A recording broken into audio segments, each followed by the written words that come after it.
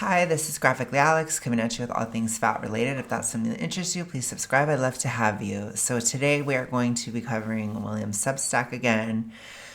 I don't know if it's because I had to wear this again because I'm freezing.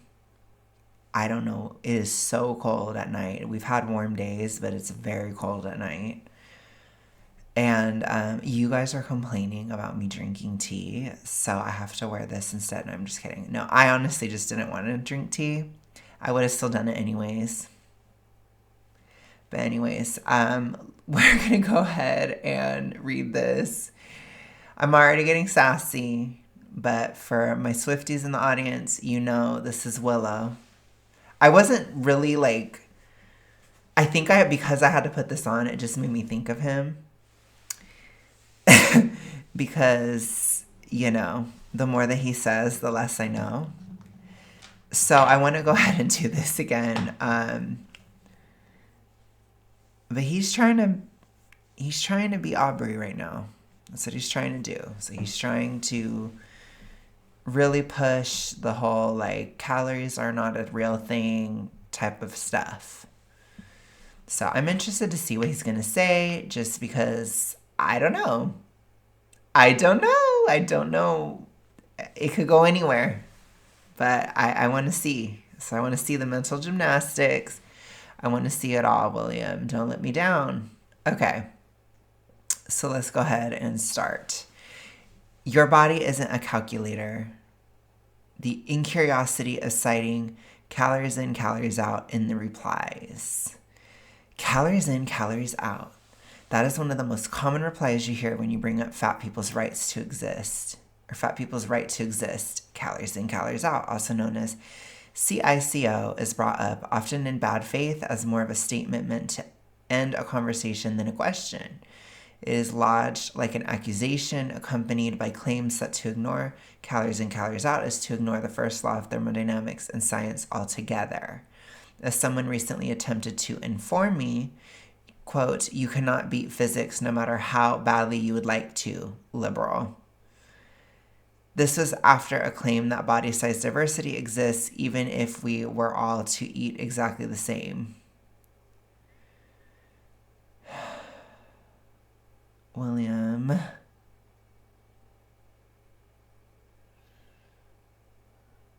Does every single person have the same levels of satiety? No.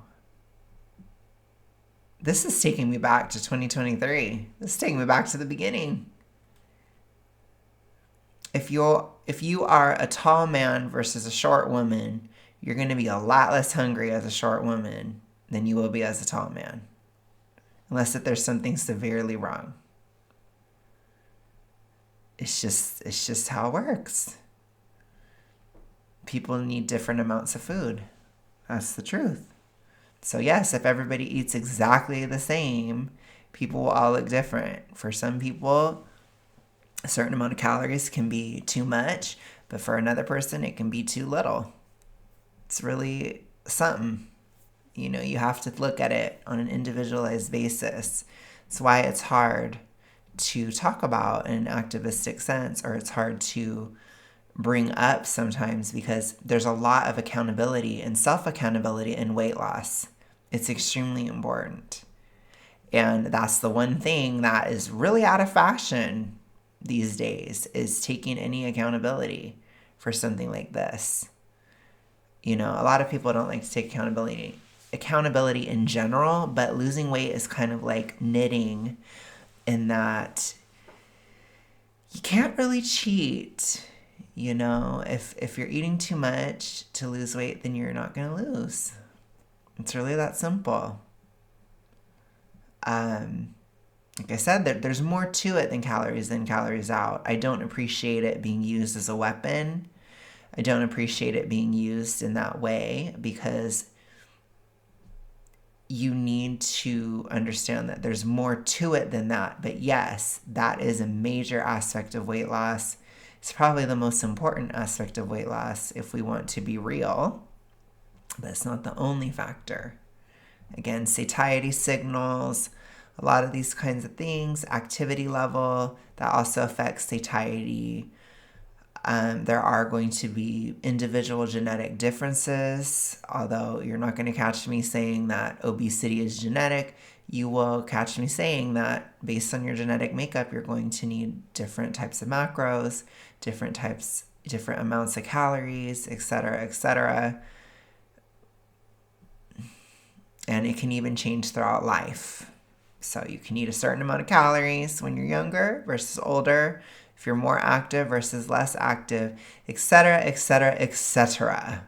But it's very hard to say all this in like a 10-second TikTok, which I think is why it was popular to do fat acceptance on TikTok, because you could very easily just say calories in, calories out isn't real in 10 seconds versus what I had to just do. You have to practically do a dissertation to argue against this stuff.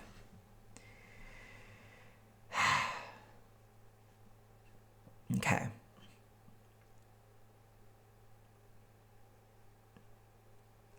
If you are a person who comments calories in, calories out unprompted under fat people's social media posts, this is for you. It's also for anyone who is forced to cope with your abuse. I hope this can help you understand why your citation of calories in, calories out in thermodynamics is deeply misguided and misinformed. Gosh, William. You know, I'm not one to be like super tone policey, but it's really, it's just kind of cringe to me. It's just kind of cringe. In written form, it's cringy. I'm going to keep saying it. Like, I wish he would just make a video then. Just do a video, William. Do a video. If you want to have this kind of unhinged, emotional, theatrical take, then do it that way. Like, I myself, I appreciate a little bit of, fight or whatever in a video. But on a post, it's just kind of like in the written form, in supposed nonfiction, which take that for what you will. It's off. Just feels off. The origin of calories in, calories out goes back to 1959 when the American Journal of Clinical Nutrition published Max Wishnowsky's idea that a pound of adipose fat tissue in the human body was equivalent to 3,500 calories. He concluded that a person needs to burn 3,500 calories to lose 1 pound of fat. He expounded on this by postulating that you could simply calculate how much weight a person would gain or lose by subtracting the calories they burned from the calories they ingested. Essentially, calories in, calories out claims that if you eat 2,000 calories and you burn 2,000 calories, your weight will remain completely the same. If you eat 2,100 calories and burn 2,000, you will gain 100 calories worth of fat. And if you eat 1,900 calories and burn 2,000 calories, you will lose 100 calories of fat. Wishnowsky's theory sought to explain how our bodies gain and lose weight with a one-step subtraction equation. I hope it doesn't surprise you that the human body is far more complicated than that.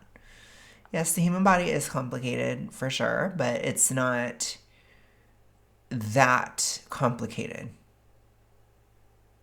beyond the fact that you are getting fat because you are overeating. That's the basic truth that occurs. That is how it happens. Like I said, we are really going back to basics here.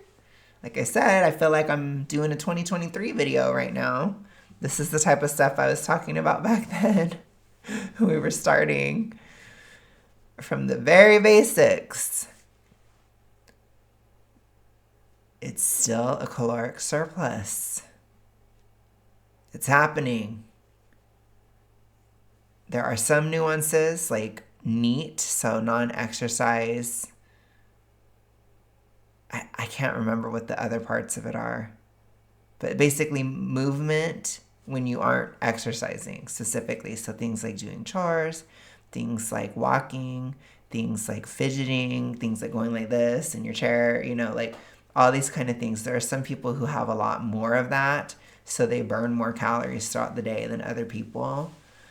But, that's where you get to really, really elementary weight loss advice, which is where you get to the take the stairs thing, which I did criticize when I was super morbidly obese. I was like, it's not helpful, which from that perspective, it's not, because it's like, it's just something that you hear all the time. And I think when you're super morbidly obese, you just kind of check it out. But as far as NEAT or whatever, non-exercise, if I got it wrong, I'm sorry. Non-exercise, movement, whatever.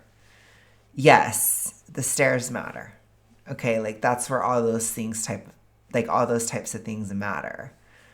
When you're losing weight, be free with movement. So if you want to pace, then pace. Do it. Be very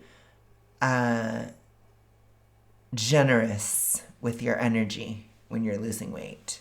Don't be afraid to walk longer. Don't be afraid to do things, like kind of get in the habit of that, because it does help. And if you're messing up at all with counting, then it can help, especially from smaller margins, not necessarily in that super morbidly obese category, but from the lower levels of fatness and your more typical levels of fatness. Yes, it can help.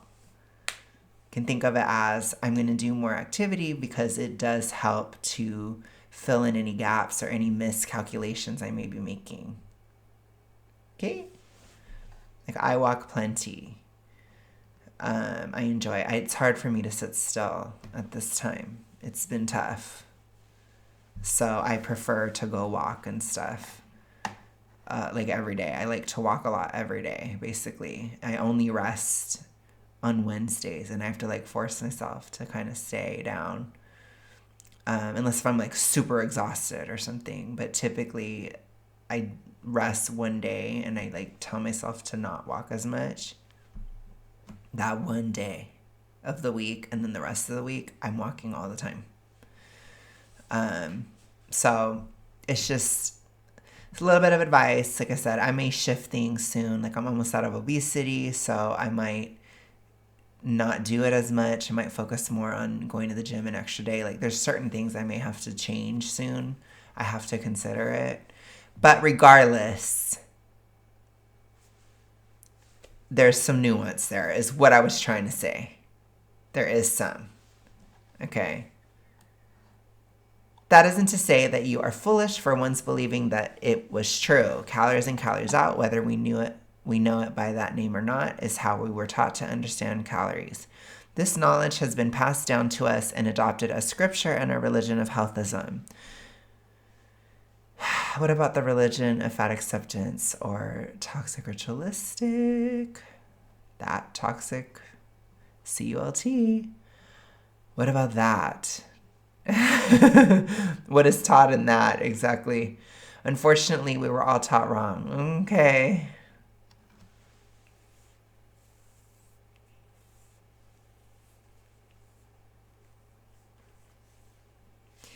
I just think it's so interesting to see this take from a perspective of having lost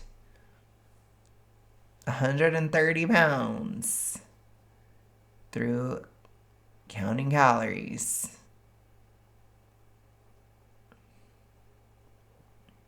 It's like, what the hell is he going to say to explain that? What is he going to say to me to explain to me how that happened if calories don't matter? To hear people on the internet tell it, your body size is entirely within your control. The other day, someone tried to expound on my claim that body diversity exists by saying that everyone is capable of looking fit and muscular. Some people just have to work a lot harder. What does that even mean? I would say, like, maybe if you're coming from a SMO perspective, maybe. Or if you're, like, really skinny and you're trying to build muscle and you have a very low appetite, then maybe that would be difficult. But most people, you can look somewhat fit, at least. I mean, I understand, like, if you want to have your abs and, like, really do all that, it's a lot. That I think it's around, for men, it's like around 9% body fat. That's difficult for people to get to. It's difficult, but it's like, I don't know if it's impossible. I don't know. Like, that's a little bit too harsh. It's just probably not desirable for most people or necessary for most people. That may be a better way of stating it. Just saying, it's difficult, but I think it's difficult for pretty much anybody to get abs, for example. I think it does take some kind of determination there. Maybe unless if you're super young or something like that in some cases. But I'm just saying, that would take dedication is all I'm trying to say.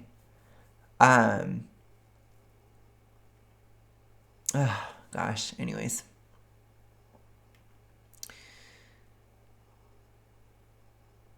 In addition, that I reject because it is deeply untrue. So what does that mean? What is deeply untrue? According to the energy balance model of obesity, Beyond Calories In, Calories Out, published in 2022 by the American Journal of Clinical Nutrition, BMI is highly heritable, and genetic differences explain 75% of BMI variability among individuals. So, you guys know my counter argument to this. I don't believe obesity is genetic. I don't. I think that is a toxically ritualistic belief. I think that is something, it is folklore. It is something pushed. It is something pushed within studies and all this stuff, but it is explained in another way. So on this channel, the way that I have explained it is that E followed by the letter D is heritable, particularly if one of your parents makes it much more likely that you are going to have it. And remember that within those disorders, there is reinforcement. You teach it to each other, you reinforce it in each other. And if it's activated by trauma, then it goes deep, which it depends on what happens, right? In my opinion. Which is why you may see some people in a family not necessarily gain weight and other people do. But I don't know how he would explain that. Other than that, I have an explanation, William. What about the sibling that's thin? What about the one sibling that's fat and the other one isn't? Or the one person that's fat in the family? How do you explain that one? I can.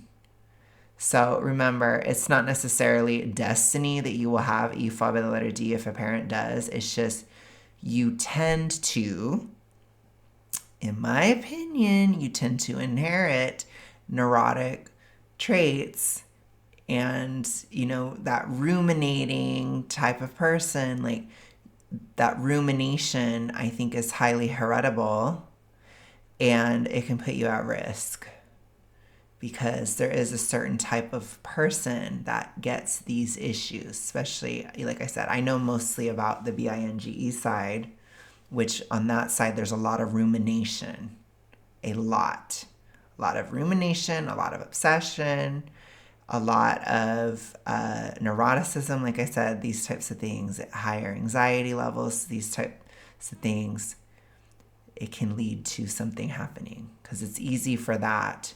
If something happens to you, which again, it has to be a real trauma, but it can be even just a toxic or abusive work environment. So it doesn't have to be like some childhood deep stuff. It could still be something like that. That would be enough to activate E followed by the letter D, which we see all the time on the restrictive side. There's very harsh working environments that lead to that type of thing. The same thing can happen with BINGE. Remember, they are more similar than different. Even if you don't believe that, it's the truth. Okay, so let's continue. That's how I explain the genetic thing. But to William, it is apparently sacrosanct. So we're already starting with that myth. These results have been replicated in other studies, some estimating that up to 80% of size variability is due to genetics.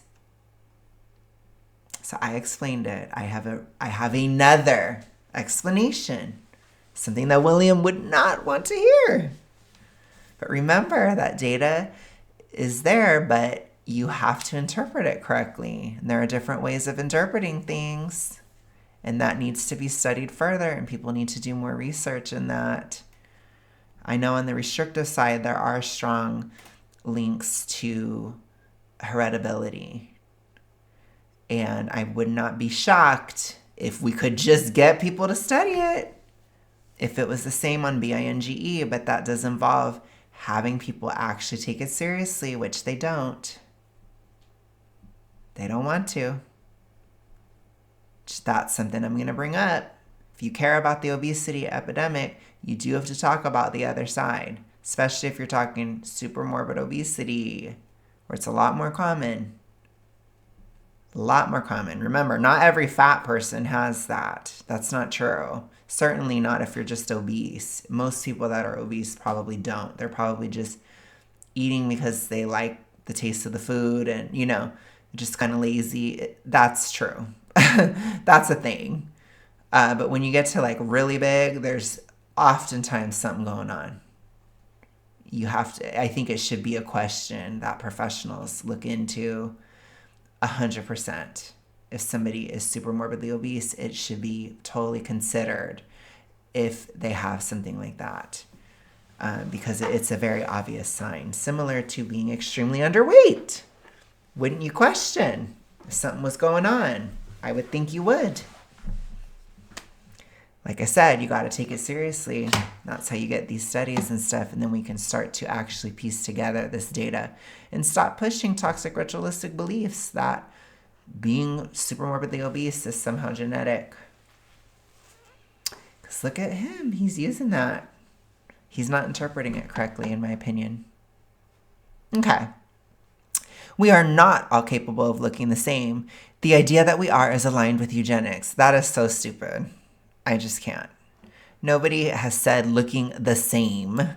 People are always going to have different muscular distribution, different muscle type, even something like height. It can really affect how your muscles look. People will have different frame sizes, all these different things. And obviously we go to other differences like hair color, eye color, skin color, etc. So obviously it's not about looking the same completely. That is really stupid.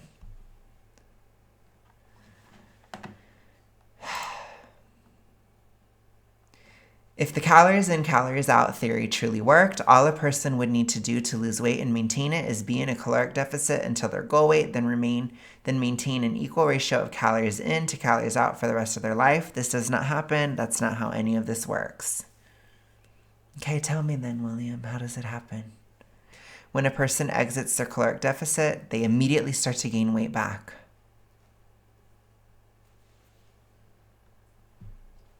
It could never be water. Ever. It could never be muscle. Ever. It has to be fat. It has to. It has to. For the sake of William, it must be. It must be.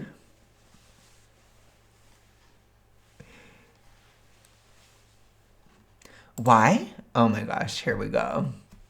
Aubrey. Well, because the body fights weight loss. Oh my goodness. As Aubrey Gordon said, I really wonder if this is partially what fueled William's restrictive thing. This isn't good for anybody with these problems. So let's take it more neutrally. So what's the truth? The truth is your body wants to be at maintenance. So if we take out any kind of toxic ritualistic hoo-ha, if we take out any hormonal issues, things like hypothyroidism, PCOS, insulin resistance, diabetes, the whole shebang, if you take all those things out, so all other things being equal, your body wants to maintain. Your body will have a natural drive to maintain its current weight. So, if you do want to change your weight, whether that's to gain weight or to lose weight, you have to nudge your body in that direction. It's better to nudge rather than punch your body in that direction. I would not suggest that either way. I think it's better to count and stuff. Some people do it without it, and if that worked for you and you're okay, that's great. But if it's not working, don't be afraid to count. I think for people who have history or whatever with toxic ritualistic, myself included, like, especially if severe, it might be a good thing to count because it keeps you objective. It keeps you realistic and all these different things. While I do plan on going into my maintenance phase post-October, I'm still going to be counting. I'm going to be counting at maintenance the whole year, the whole time. I want to really cement myself at a lower weight, which means like doing a lot of the same things that I do now, but, with doing hormonal work, doing, trying to boost my thyroid and like just kind of do certain things. So go easier on myself for those, I'm going to be in maintenance from sometime in October until August of 2026. And then I'm going to do a cut between August and October of 2026. So for that period of time, I want to go very easy on myself and really cement it, which that will include trying to build as much muscle as possible in maintenance. That will include trying to, like I said, still really pay attention to nutrition and all these types of things. Maybe even more so than I can now because I have less calories to work with. And a lot of different other strategies that I will be talking about on the channel when I get there.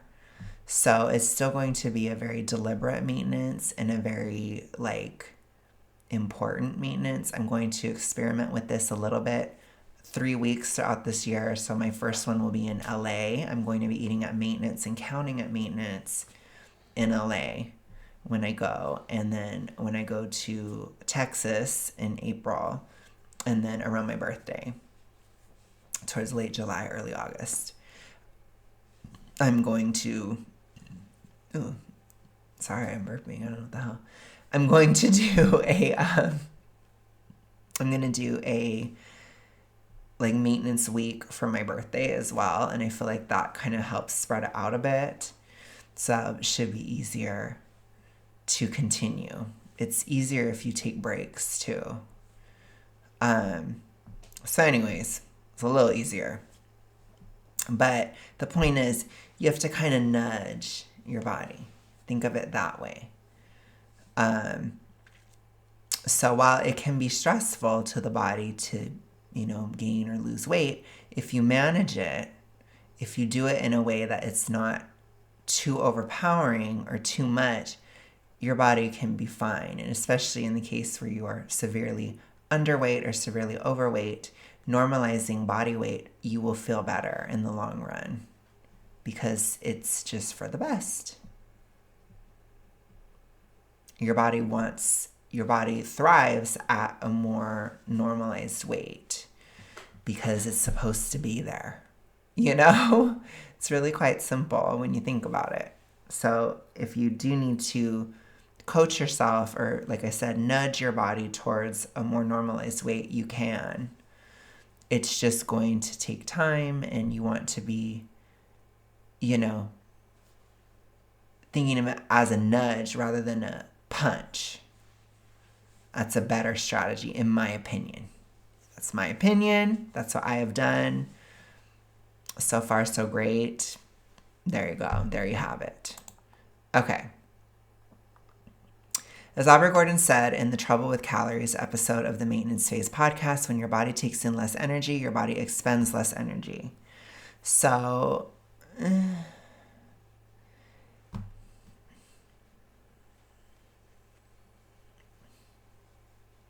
I think when Aubrey talked about this in that episode, she was very confused about your body needing less. So if you lose weight, you don't need as many calories at a lower weight. It takes less energy to fuel your body because you're at a lower weight. So Aubrey says that, and she tries to reinforce this idea in other people that if you want to lose weight, you're going to have to drastically cut your calories and you're going to have to keep drastically cutting forever. That's not really true. Like when I cut my calories, I cut them from like literally 10 calories or something. It's very low. I cut it every time I weigh in on Thursdays. That's when I will cut my calories. And it's usually like 10 calories or something in the week.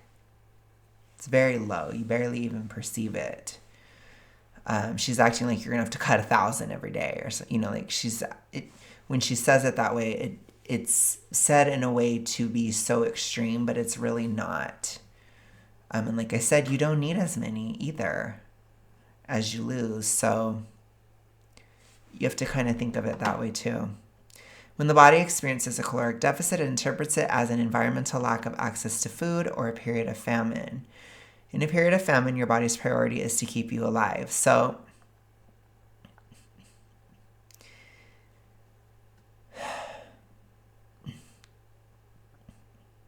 this is true, but you have to really consider like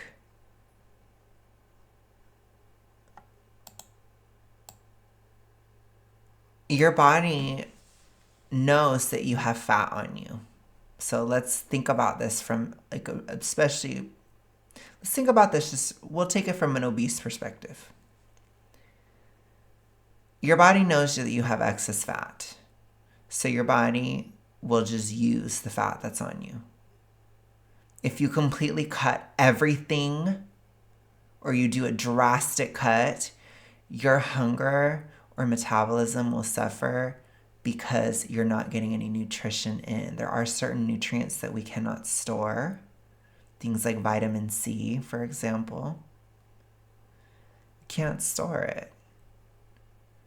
And same thing, we do store protein, but it's like in our muscle and tissues, and you don't really want to break that down, That's not really something I'd be like, oh yeah, like just break down all your muscle. Like, it's not a good idea.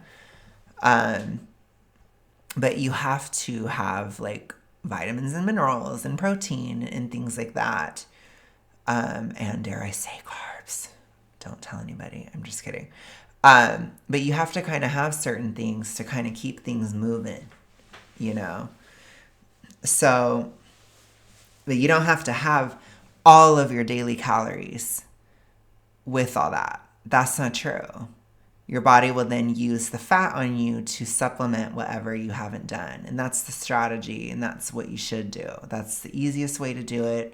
It's the least harsh way, because if you're lacking vitamins and minerals and amino acids and all these different things, and you still have to at least consider carbs and fats, as you do have to still produce energy to lose weight, which those are both energy macros. You have to balance it all out in a way where you're not too hungry. Because if you're not super hungry, then your body doesn't perceive a famine. Because your body is like, oh, we have this. Like, we have so many fat stores. Wow. So, I'm just saying, there's a lot to work with. Hundreds of thousands of calories in your fat stores. I believe, anyways. I think it's quite a few. So, and the body's perfectly capable of using them. The body is fine with using it. Like I said, though, you can't store every single nutrient, and that's where you can have problems. If you go too deep into a deficit, because you can't make up for it, and you still have to understand that your body needs more nutrition the bigger you are. That's also true.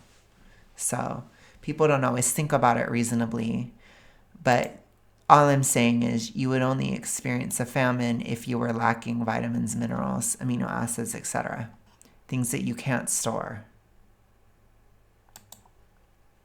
And you do have to try to keep your fat-soluble vitamins up too. You just need to be a nutrition girly pop and boily pop. You need to be a nutrition girly and boily. You got to. It's important. Okay?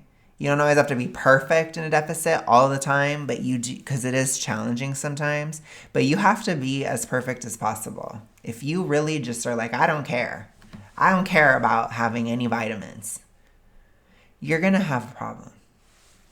If you're like, I don't give a crap about having any calcium, you're going to have a problem over some time.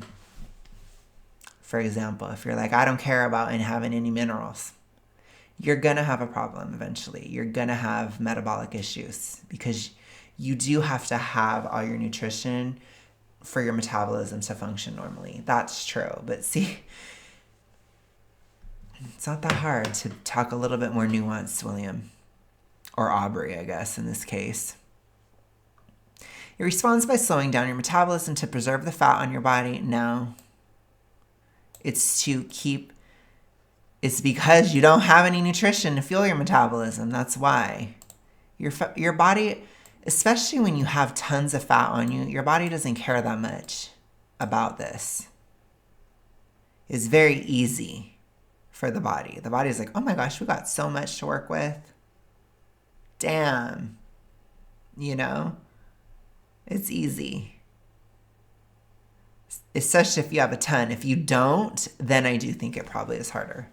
You know, I haven't gotten there yet. I'll let y'all know. But, yeah.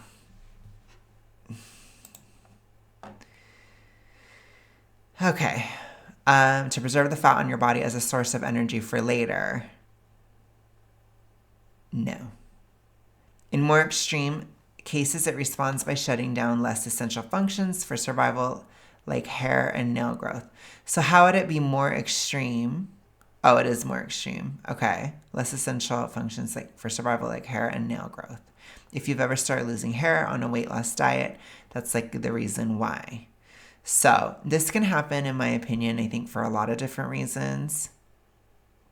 So one of them is if you're in deficit for a long time. So I've been in deficit. Last year I was in deficit for a long time, basically almost the whole year.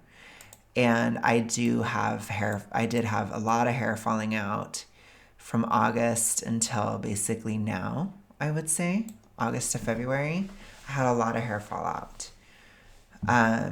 I don't know that it's completely just the deficit. I will have to see if it continues to happen, then okay, then it is just the deficit. If it doesn't, which I do have baby hairs and stuff, and I don't think it's falling out nearly as much as it used to, then it could have to do with hormonal fluctuations. I lost a lot of hair around the time I got out of morbid obesity. It was crazy. And I think there was some physical shifts that occurred and hormonal shifts that occurred in that phase. And I started to feel really different. So I think it's important to think about it from a lot of different perspectives. We will see, you know. I'll let you know. If my hair continues to fall out, then I will let you know. And I'll be like, okay, it's probably the deficit. But if I stop, then it might be more of a hormone fluctuation. But remember, it could be both.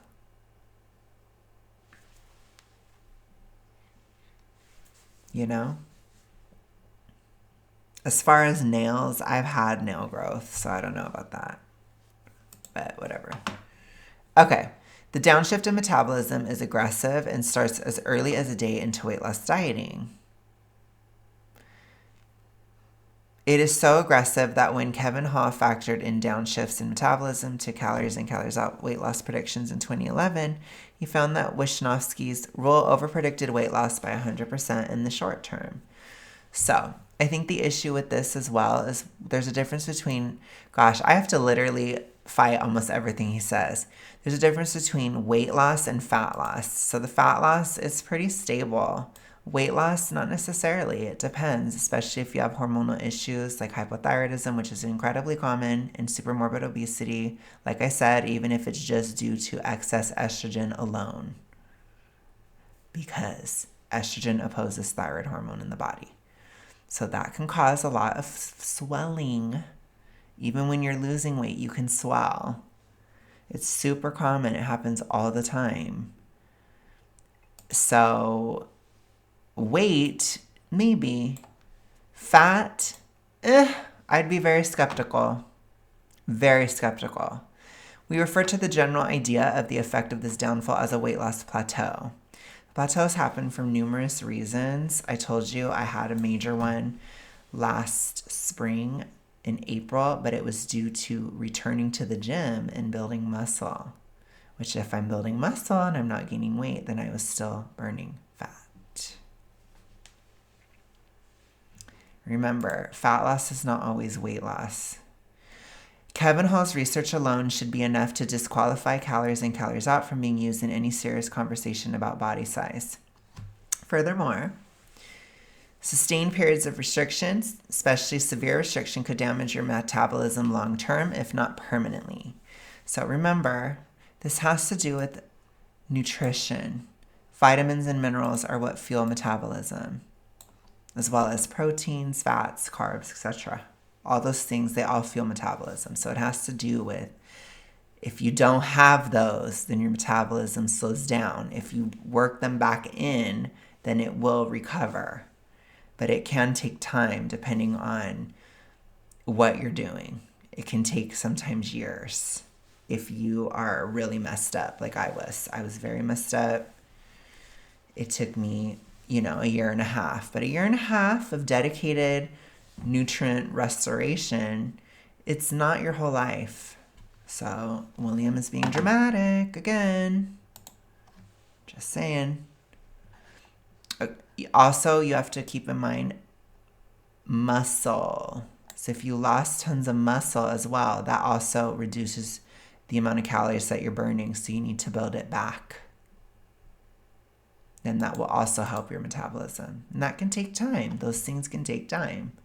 According to Exercise, Metabolism, and Weight, new research from The Biggest Loser by Dr. Cico, I don't know how to say the last name, for Harvard Health, publishing studies of The Biggest Loser, contestants showed not only that metabolism slows drastically following significant weight loss, but also that regaining the lost weight does not restore metabolism back to its pre-weight loss levels. This has to do with muscle. Muscle. And you have to also look at having nutrient stores restored for a long period of time, not in whatever, the 8 weeks or whatever that most of these studies are done. So I'm talking like 2 years. Then how would you do?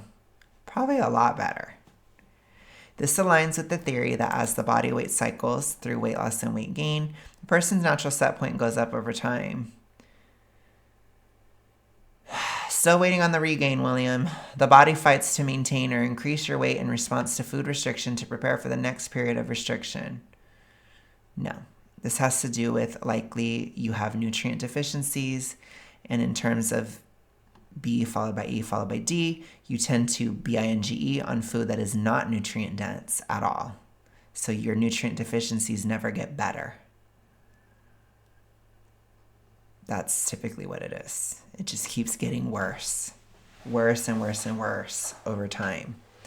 Because the quality of food is bad. The diets that you're doing are too restrictive and don't have nutrition. And the foods that you binge on also are nutrient deficient. And it creates a toxic cycle that creates a slower metabolism. You will have a slower metabolism if you do not have the vitamins and minerals, all that stuff. You will create a slower metabolism. It is true. Anyways. Our bodies don't know that during a weight loss diet, we are intentionally cutting off its access to it. In addition to all of that, we don't fully understand how calories actually work in the body. According to some of our best estimates recorded in the American Journal of Physiology's Calories in, Calories Out and Macronutrient Intake, the hope, hype, and science of calories, calories out consists largely of resting energy expenditure. Resting energy expenditure accounts for nearly 60 to 70% of total energy expenditure, and digestion accounts for an additional 10%. The rest is made up of physical energy expenditure. They also note that these percentages are highly variable due to inter-individual differences in metabolic rates and the size of internal organs. Essentially, there is no easy way to calculate the calories out part of calories in, calories out. Yes, this is where accountability and self awareness comes in. You can typically know. You can test it. If you have a scale, you can slowly reduce your calories until you start to lose. And then you'll kind of know where you're at. I was lucky, the app that I have, it's called My Nut Diary. It worked for me. It's been working fine for me. But you just figure it out. Sometimes it takes some trial and error. It's not that big of a deal. But what about the first law of thermodynamics? You might be asking if that is your go-to line to harass fat people and body liberation advocates on the internet. Well, I hate to break this to you, but there are few better ways to demonstrate that you don't understand physics than to quote the first law of thermodynamics in this conversation. It's a great way to show that you've never actually taken the time to learn about the first law of thermodynamics. According to Dr. I'm just not going to do last names right now. I'm trying to keep my grip with this. The law states that the internal energy of an isolated system is constant. Put another way, energy cannot be created or destroyed within a closed system. Okay? What you're failing to consider is that the human body is decidedly not a closed system. TLDR, if you don't understand physics, maybe don't just repeat whatever your favorite roided out internet fitness influencer is shouting at you. The human body is actually an open system. It interacts with and responds to the environment around it by eating, yes, but also breathing, drinking, sweating, and excreting. You read that right. Calories in, calories out doesn't account for the calories your body doesn't use and disposes of via urine and fecal matter instead. The internal energy is not constant because so many factors are influencing digestion and body size. Therefore, the first law of thermodynamics does not apply to the human body's intake or expenditure of calories. Stop quoting it to back up your citation of calories in, calories out. You don't know what you're talking about. Okay, William, here's what I can tell you. You can definitely do estimates. It happens every day. You can do an estimate. It's the same thing if you're not eating enough. You can work on it and figure it out. You could increase your caloric intake and you'll get to a healthy level. Works both ways. It's very consistent. But you gotta just figure it out. Yes, everybody is different.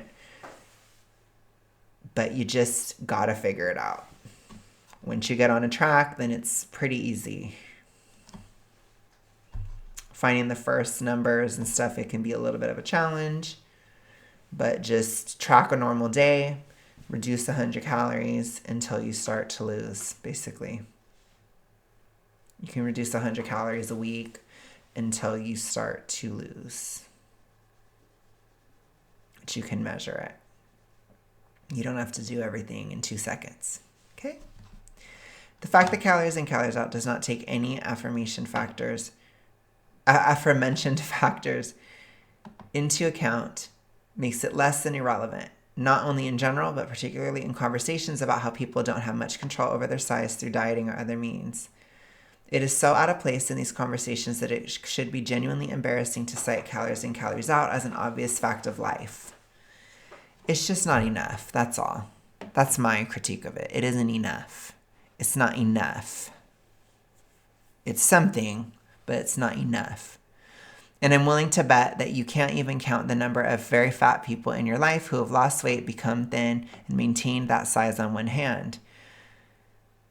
Very fat indicates there might be some toxic ritualistic going on. Very fat is also rare, depending on what you mean, William. There's a lot of people that don't know anybody who's super morbidly obese. So the sample size is smaller.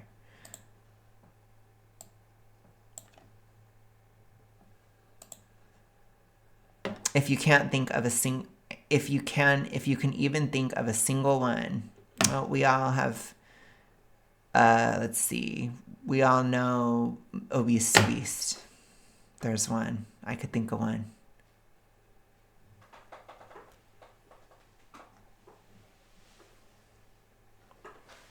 That's because regardless of whether you scream calories in, calories out in their face or taking the time to attempt to explain in good faith how they can lose weight, they likely already know about calories in, calories out and know from experience that it does not work. Then why is it working, William? I don't know that it doesn't work. I was, 383 at my highest. I'm 250 now. I'm not seeing from experience it doesn't work. I don't know what you're talking about. I know what you mean. The human body does not function like an elementary school calculator. The incuriosity of citing calories in, calories out in thermodynamics and conversations about body size diversity is exhausting, disappointing, and quite frankly, dehumanizing. As a general rule in life, question the things you've been taught to take for granted as simple. Often what you've been told as common sense is actually based on nothing but a disproven theory from over half a century ago. And what is it that you've been told, William? And what is that based upon? I mean, be so for real. Gosh. You know, I am all for looking at these things with a new lens or adding nuance or adding perspective, adding something new. Like I said, I don't think calories in, calories out is enough. You have to factor in satiety. It's very important. If you are so hungry, you're not going to be able to do it. So you have to foster satiety. I talk about that all the time.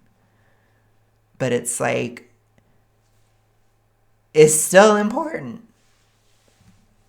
Calories in is very important.